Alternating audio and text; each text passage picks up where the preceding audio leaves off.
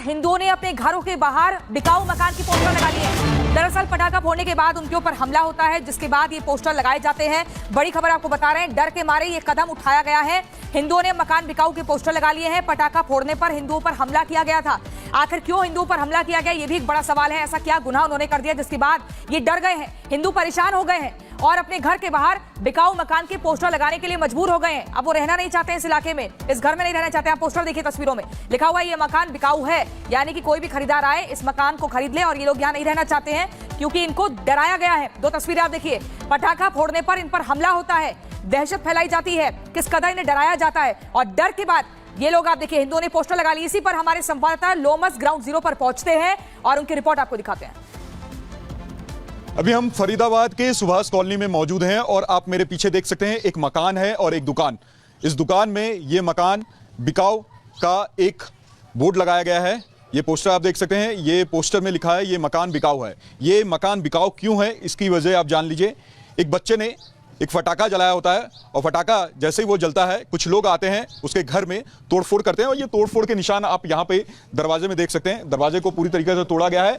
एक बच्चे को जान से मारने की कोशिश उनके द्वारा किया जाता है। अभी तक चोट के निशान इस बच्चे के हाथ में है, गले में है, आप यहाँ पे देख सकते हैं।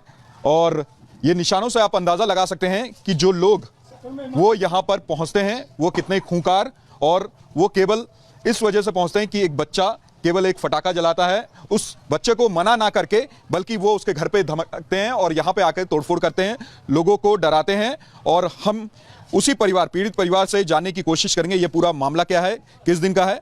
अगर बहन पूरे मामले की बात करें तो ये मामला पूरे किस दिन का है? ये 27 तारीख का 9-9:30 बजे की बात है। तो हम 4 जने यहाँ पर बैठे पड़े, हिंदू भी थे, मुसलमान भी पास बैठे पड़े। इसका नाम इदरीस था। तो हम बतला रहे कि हमसे कह रहे हमने एक प्लॉट यहाँ बेच दिया, डर के मारी वाला सामने। तो बोले प्लॉट के बेच दिया, तुम कमरा बना लेती। मैंने कहा ऐसी है, जब रहने ना दे रहे तो बेच ही रही हूँ, ऐसे ही बेच रही हूँ। तो कह रहे कोई बात नहीं है, तुम रहो, कोई बात नहीं, ऐसे बतला रहे। तो इतने पे हमारा लड़का आया और उसने क्या काम करा, एक मतलब बच्चा लो किसी को लेकर डोला, उन्हें पर्सन और सब बनवाई, तो वो चला के देख रहे, इन्हें 2 पटाखे चला दिए। कोई बात ना, चला दिए तो हम फिर भी बतलाते रहे, हमने लाला रखे ये रखे जाके। तो झट इतने पे मतलब अपने घर से हजारों गाली दे रहा गेट में से। कौन दे रहा? राशिद और आशिक बहुत गाली दे रहे, बहुत ही।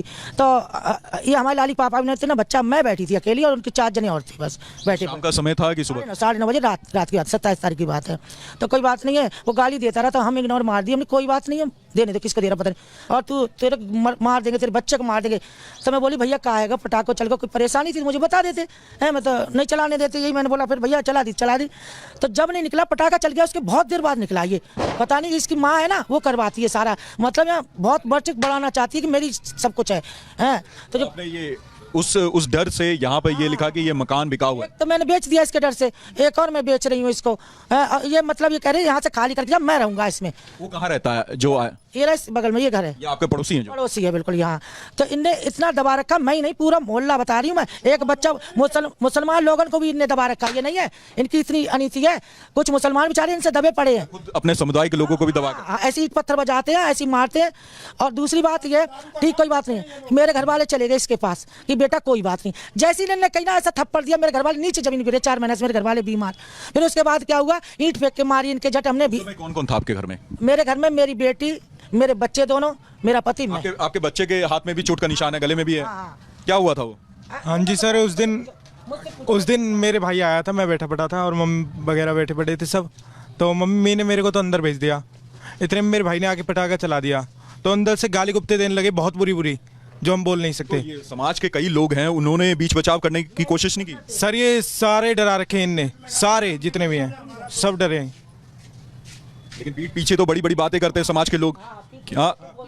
पीठ पीछे सब बोलते हैं सर, सामने कोई नहीं बोलता, सामने कोई नहीं बोलता। उस समय, घटना के समय आप भी घर में थे? हाँ मैं थी, मैंने आवाज़ सुनी गाली की, तो मैं यहाँ से बाहर निकल के आई हूँ। जैसे उसने गेट खोला है, मेरे पास वीडियो भी है इस चीज़ की।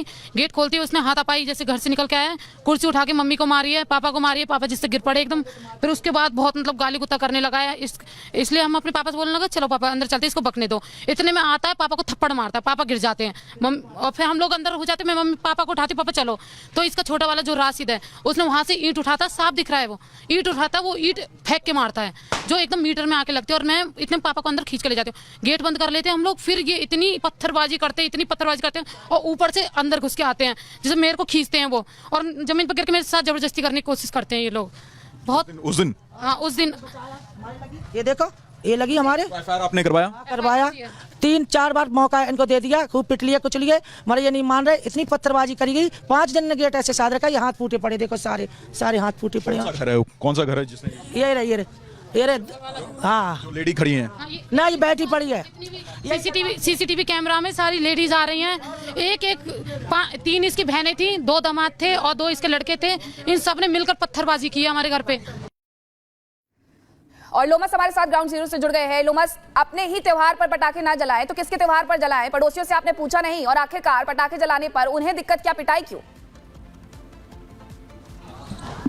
बिल्कुल साफ तौर पे आप देख सकते हैं, मैं उसी कॉलोनी, उसी मोहल्ले में मौजूद हूं, और ये फरीदाबाद का ये सुभाष कॉलोनी है, जहां पर इस तरह के बोर्ड, ये मकान बिकाऊ है, एक घर है और घर के बाहर ये इस तरह का बोर्ड लगा है, ये मकान बिकाऊ है। तो समझ सकते हैं कि ये घर वाले कितने डरे हुए, कितने सहमे हुए हैं। और घटना केवल इतनी होती है कि बच्चा होता है, एक बच्चा यहाँ पे फटाका जलाने की कोशिश करता है, और उसी फटाखे जलाने के क्रम में कुछ लोग आते हैं उसके घर पे और मारपीट करते हैं। घर में महिलाएं होती हैं, पुरुष भी होते हैं, लेकिन महिलाओं के साथ अभद्र व्यवहार उनके द्वारा किया जाता है, गाली गलौज किया जाता है, पत्थरबाजी की जाती है। और यहाँ पे पीड़ित परिवार की महिला भी है हमारे साथ बात करने के लिए, हम उनसे भी जानेंगे क्या हुआ था उस दिन। बताते रहे सर, कुछ क्या हुआ था, हम 4 जने बैठे पड़े और लाला ने पटाखा चला दिया हमारे ने, कोई बात नहीं। उसके बहुत देर बाद अपने घर से खूब गालियां दे रहा। हम बोले किसे गाली दे रहा? कि हम तुझे दे रहे। झट गेट खोल के मेरे घर पे धावा बोला आके, पहले कुर्सी फेंक के मारी, फिर उसके बाद उसके मेरे पति को मारा, फिर मुझे मारा, फिर उसके बाद हम लोग घर में घुस गए, ईंट पत्थर से मारा, मैं घर में घुस गई हूँ, लगी मेरी ईंट एक भी नहीं थी। फिर मेरे घर में ईंटें बजाई गई, पूरे घर पत्थरों से भर दिया गया, ऊपर नीचे चारों तरफ सड़क, जो सीसीटीवी में आ चुका है, और सभी प्रशासन देख रही है, फिर भी कुछ भी नहीं हुआ अभी तक, और लोग धमकियां दे जा रहे। क्यों आपने दर्ज करवाई? करवा दी। तो कंप्लेंट मैंने क्यों करी? क्योंकि पकड़ करो, कुछ भी नहीं करा, धमकी मिल रही है, हम लोग मारे जाएंगे, कुछ नहीं होगा बस। तो उसके बावजूद भी ये लोग धमकी दे रहे हैं? अभी देखे गए हैं कि मीडिया आ रही है, तुझे जान से मार देंगे, तेरे बच्चों को मार देंगे। मैं कुछ नहीं कहना चाहती ना, मीडिया मेरे यहाँ आओ, बस बात ये। देखिए यहाँ पे ये काफी डरे हुए हैं, काफी समय हुए हैं, और केवल वजह ये थी कि बच्चा एक फटाखा जलाता है और जलाने के बाद कुछ लोग आ जाते हैं, ये दूसरे समुदाय के लोग होते हैं, और यहाँ पर आकर के पत्थरबाजी उनके द्वारा किया जाता है, और एक परिवार काफी डर जाता है। और ये बता रहे थे कि इन्होंने एक घर इसी डर से बेचा था, इसी मोहल्ले में एक और घर था उनका, इसी डर से उन्होंने बेचा, और दूसरा भी घर ये जो लोग हैं वो दबाव डाल करके बिचवाना चाहते हैं। और यहाँ पर जो पीड़ित परिवार के कुछ लोग हैं, जो घटना हुई, घटना के बाद आप लोगों ने एफआईआर करवाई, एफआईआर के बाद भी क्या जो आरोपी हैं उनके तरफ से कोई धमकी दी जा रही? बराबर धमकियां आ रही हैं, अभी तक गिरफ्तारी नहीं हुई है, मैं बताऊं, और कोई हमारी अभी तक कोई ऐसी नहीं हुई है कि जो जिसको गिरफ्तारी कर ली जाए। हमको जान से मारने की धमकी दी जा रही है, हमारे हाथ पैर तोड़ने की दी जा रही है, मैं बताऊं, कोई हमारी ऐसी सुनवाई नहीं हो रही है। अभी भी नायब सिंह सैनी की साहब की सरकार है, इस सरकार में सुनवाई नहीं होगी तो कब होगी? ये कट्टरपंथी लोग हैं, ये मुसलमान हैं, ये धावा बोलते हैं, एक साथ धावा बोलते हैं, घर पर चढ़ चढ़ के धावा बोलते हैं, बराबर धावा बोलते हैं। ये नहीं आ रहे, मेरे घर में घुस गए, मेरी बेटी के साथ बदतमीजी करी, मैं बताऊं। देखिए चोट के निशान, ये बच्चा है और ये बच्चे के चोट के निशान है, यहाँ देखिए हाथ में इसके चोट के निशान है। कौन कौन लोग पहुंचे थे यहाँ पे? सर आसिक और राशिद थे, और उनके दोनों दामाद थे, और ये सारी महिला थी, ईंट बराबर मार रहे थे ये सब।